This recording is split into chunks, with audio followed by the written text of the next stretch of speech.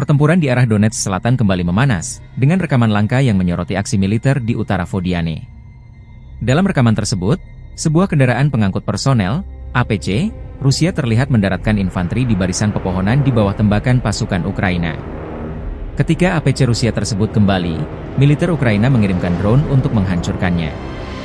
Di tengah misi penyerangan, drone Ukraina tersebut justru diserang oleh drone Rusia yang juga terlibat dalam pertempuran udara. Serangan dari drone Rusia akhirnya berhasil menghancurkan drone milik Ukraina. Aksi saling serang ini menambah ketegangan di medan pertempuran Donetsk. Video dirilis relawan Timur Jauh Rusia 9 Oktober.